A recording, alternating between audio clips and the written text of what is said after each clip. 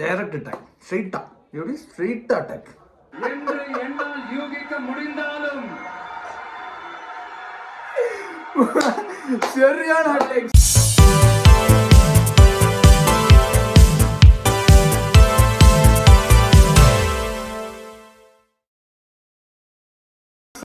Everyone, எல்லாருக்குமான தலைவர் அம்பேத்கர். இன்னைக்கு அவருடைய புக் வெளியீட்டு விழாவில் தளபதி சீஃப் கெஸ்ட்டாக வந்திருக்காரு. அவர் பேசின ஸ்பீச்சை தான் நம்ம இன்னைக்கு ரியாக்ட் பண்ண போகிறோம். அவருக்கு முன்னாடி அவர் பேசிட்டாரு. நான் புஷ்பா 2 படம் பார்த்துட்டு இருந்தேன். அப்போவே நான் கேட்டுட்டு இருந்தேன், ஒரு 2 மினிட்ஸ் கேட்டிருப்பேன். வேணாம், நம்ம ரியாக்ஷன் கொடுக்கும்போது ஃபஸ்ட் டைம் ரியாக்ஷனாக இருக்கணும்னு சொல்லி போட்டு பாஸ் பண்ணிவிட்டு அந்த படத்தை பார்த்துட்டு அப்படியே ரியாக்ட் பண்ண வந்துட்டேன். வித்தவுட் எனி டிலே ஃபஸ்ட்டு நம்ம ரியாக்ட் பண்ணிடலாம். எல்லாருக்கும் வணக்கம்.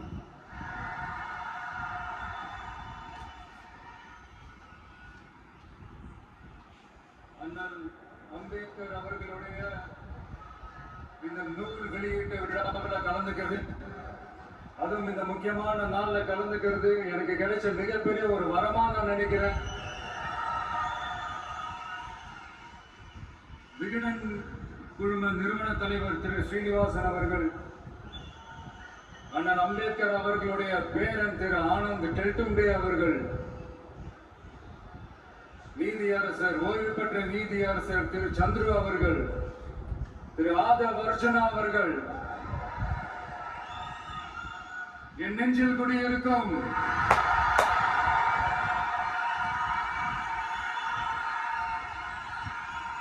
என்னுடைய நண்பா நண்பிகள், தோழா தோழிகள்,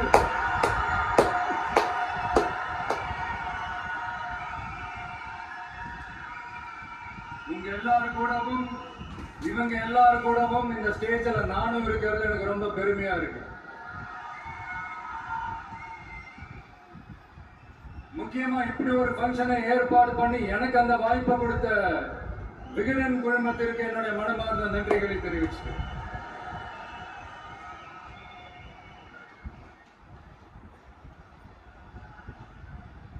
இன்னைக்கும் நிறைய பேர்கிட்ட உங்க ஃபேவரட்டான ஹாலிடே டெஸ்டினேஷன் எதுன்னு கேட்டீங்கன்னா நியூயார்க் சிட்டின்னு சொல்லுவாங்க. ஏன்னா அங்க போய் ஒரு 2-3 நாள் தங்கிட்டு வர்றதே அது ஒரு பெரிய ஸ்டேட்டஸ் ஆகவும் ஒரு பெரிய அச்சீவ்மெண்ட் ஆகவும் நினைப்பாங்க. ஆனா 100 வருஷத்துக்கு முன்னாடியே நியூயார்க்லாம் போய் அங்க உலக புகழ் பெற்ற கொலம்பியா யூனிவர்சிட்டில எல்லாம் போய் படிச்சு டாக்டர் பட்டம் வாங்கி சாதிச்ச ஒரு அசாத்திய மாணவர் ஒருத்தர் இருந்தார். அது கூட பெருசு இல்ல, அவர் எந்த சூழ்நிலையில அங்க போய் படிச்சு சாதிச்சாருன்றதுதான் மிகப்பெரிய விஷயம். அன்னைக்கு அந்த மாணவரை, நீ இந்த சாதியில பிறந்திருக்கிற, உனக்கெல்லாம் படிக்கிறதுக்கு எல்லாம் தகுதி இல்ல, நீ எல்லாம் எதுக்கு ஸ்கூலுக்கு வர அப்படி இப்படின்ட்டு அவர் வாழ்ற சமூகமே அவர் தடுத்துச்சு. அதையும் மீறி அந்த மாணவர் பள்ளிக்கூடம் போனா சக மாணவர்களுடன் சரிசமா உட்கார்ந்து படிக்க அவருக்கு அனுமதி இல்லை. தாக எடுத்த தண்ணி கூட குடிக்க முடியல. அப்படி அத்தனை சக்திகளும் அவருக்கு எதிராக இருந்தது. ஆனா ஒரே ஒரு சக்தி மட்டும்தான், நீ படி, எத்தனை தடைகள் வந்தாலும் படி, தொடர்ந்து படி அப்படின்னு சொல்லிக்கிட்டே இருந்தது. அதுதான் அந்த மாணவருக்குள்ள இருந்த அந்த வைராக்கியம். அந்த சின்ன வயசுல அந்த மாணவருக்குள்ள எப்படி அப்படி ஒரு வைராக்கியம் வந்துச்சு நினைச்சு பார்க்கும்போது உண்மையிலே பிரமிப்பாதான் இருந்துச்சு. அந்த வைராக்கியம் தான் அந்த மாணவரை பிற்காலத்துல இந்த நாட்டோட ஒரு தலை சிறந்த இன்டெலெக்சுவலா டிரான்ஸ்ஃபார்ம் ஆகிறதுக்கும் காரணமா இருந்துச்சு. எனக்கு தெரிஞ்ச உலக வரலாற்றிலே இப்படி ஒரு டிரான்ஸ்ஃபர்மேஷனை யாரும் பார்த்திருக்க மாட்டாங்க. அந்த மாணவர் வேற யாரும் இல்ல, நம்மளுடைய அண்ணல் அம்பேத்கர் அவர்கள் தான்.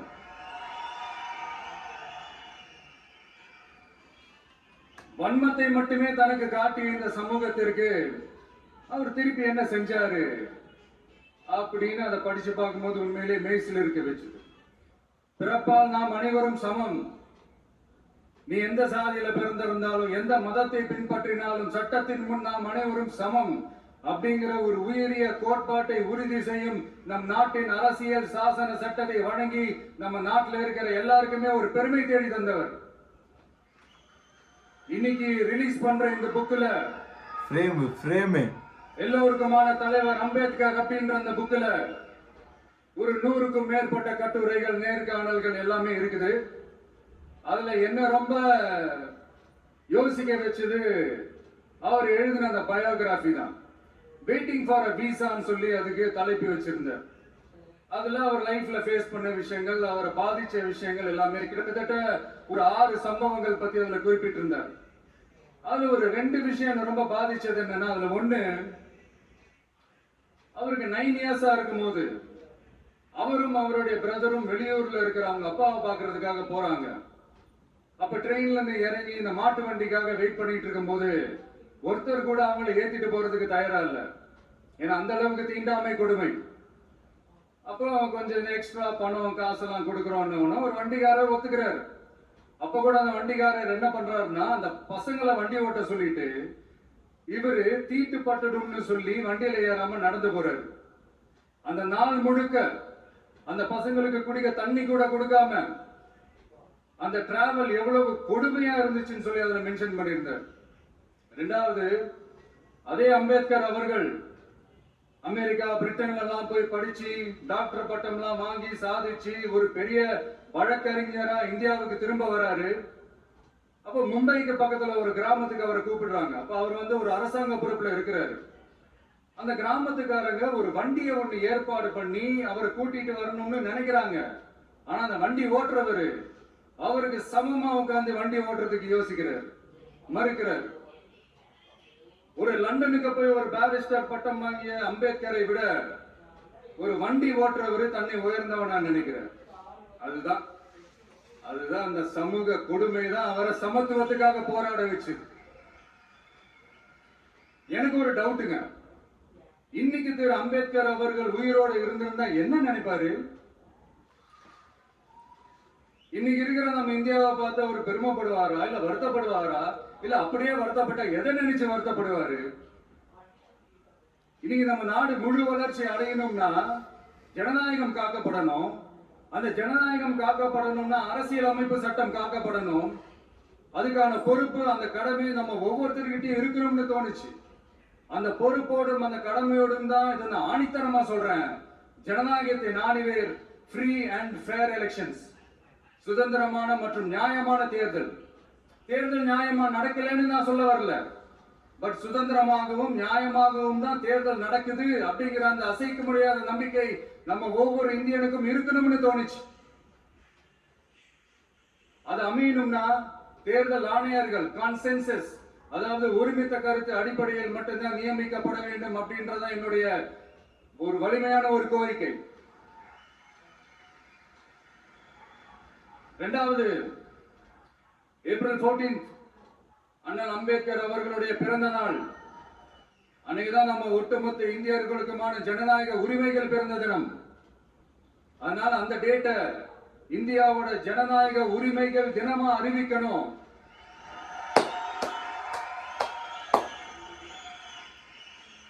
அப்படின்றதா என்னுடைய இன்னொரு தாழ்மையான ஒரு வேண்டுகோள்.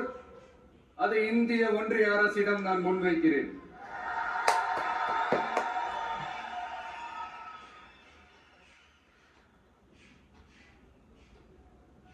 அம்பேத்கர் அவர்களை பத்தி யோசிக்கும் போது கண்டிப்பா சட்டம் ஒழுங்கு, சமூக நீதியை பத்தி யோசிக்காம இருக்கவே முடியாது. இன்னைக்கு மணிப்பூர்ல என்ன நடக்குதுன்னு நம்ம எல்லாருக்குமே தெரியும். ஆனா அதை பத்தி கொஞ்சம் கூட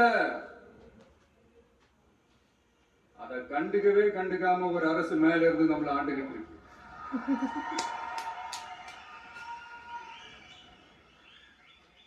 சரி, அங்கதான் அந்த அரசு அப்படி இருக்குன்னா இங்க இருக்கிற அரசு எப்படி இருக்கு?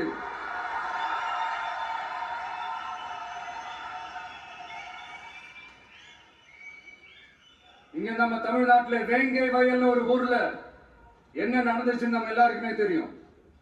சமூக நீதி பேசுற இங்க இருக்கிற அரசு அதுக்கு எந்த விதமான ஒரு நடவடிக்கை எடுத்த மாதிரியே எனக்கு தெரியலையே.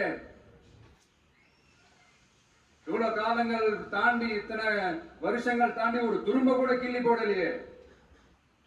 அதுதான் இதெல்லாம் இன்னைக்கு அம்பேத்கர் அவர்கள் இன்னைக்கு பார்த்தாருன்னா வெக்கப்பட்டு தலை குனிஞ்சு போவார்ல. கரெக்ட், நம்ம நடக்கிற பிரச்சனைகள், நடக்கிற கொடுமைகளுக்கு எல்லாம் நம்ம குரல் கொடுக்கணும். ஆனா நடக்கிற பிரச்சனைகள் ஒன்னா ரெண்டா, பெண் குழந்தைகளுக்கு எதிரா, பெண்களுக்கு எதிரா, ஏன் மனித உயிர்களுக்கு எதிரா, இதெல்லாம் நம்ம பார்க்கிறோம், படிக்கிறோம், மத்தவங்க கிட்ட இருந்து கேட்டு தெரிஞ்சுக்கிறோம். இதுக்கெல்லாம் ஒரு நிரந்தரமான ஒரு தீர்வு என்ன தெரியுமா? ரொம்ப சிம்பிள் தான். நம்ம தமிழ்நாட்டு மக்களுக்கு தேவையான அடிப்படை வசதிகளை பாதுகாப்புடன் முழுமையாக அளிக்கும் மக்களை உண்மையாகவே நேசிக்கிற ஒரு நல்ல அரசு.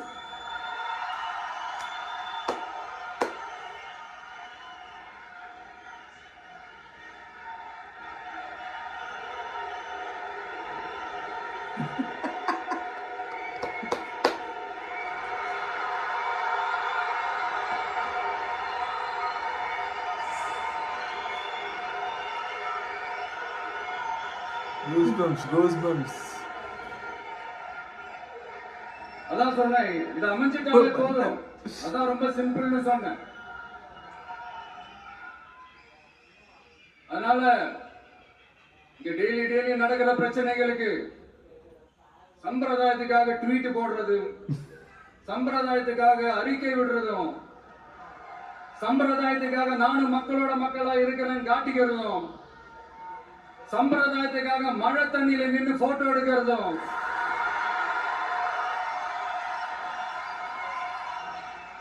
எனக்கு அதுல கொஞ்சம் கூட உடன்பாடே இல்ல. பட் என்ன பண்றது, நம்மளும் சம்பிரதாயத்துக்காக சில நேரத்தில் அந்த மாதிரி செய்ய வேண்டியதா போயிடுது. அதாவது நான் என்ன சொல்ல வரேன்னா, மக்களோட உரிமைகளுக்காகவும் அவங்களோட உணர்வு பூர்வமாக இருக்கணும். என்ன ஒவ்வொருத்தரும் அவங்க குடும்பத்துல ஒருத்தனா நினைச்சிட்டு இருக்கிற அவங்க தமிழ்நாட்டுல அவங்களுக்கு எங்க என்ன பிரச்சனை நடந்தாலும் அவங்களோட உரிமைகளுக்காகவும் அவங்களோட உணர்வு பூர்வமாக இருப்பேன். எப்பவுமே அப்படிதான் இருப்பேன்.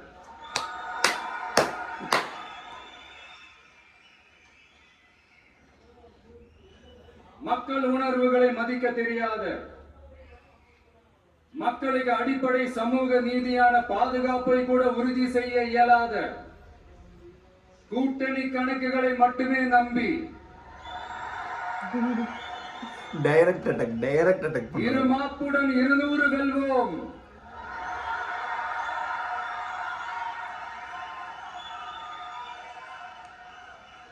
என்று எகத்தால முழக்கமிடும் மக்கள் விரோத ஆட்சியாளர்களுக்கு என் மக்களோடு இணைந்து நான் விடுக்கும் எச்சரிக்கை,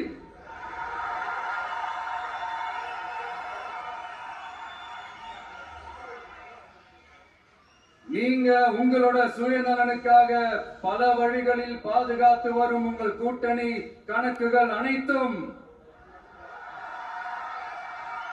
2026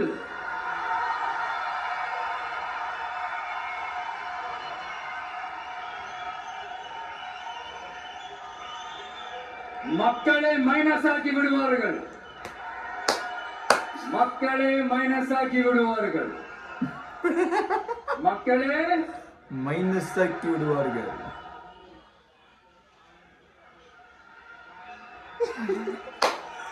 போடு தலைவா போடு.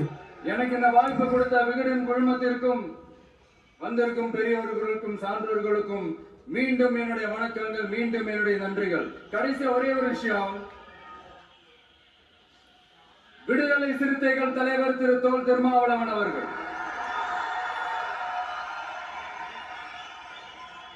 அவங்களால இன்னைக்கு வர முடியாம போச்சு.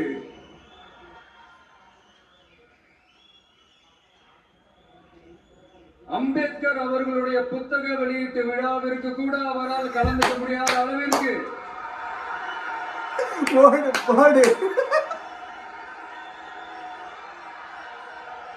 கூட்டணி சார்ந்து எவ்வளவு பிரஷர் இருக்கும் என்று என்னால் யூகிக்க முடிந்தாலும் சரியான அட்டாக். அவருடைய மனசு முழுக்க இன்னைக்கு நம்மளோடதான் இருக்கும். நன்றி, வணக்கம். போடு சரியான ஸ்பீச். சரியான ஸ்பீச்சு.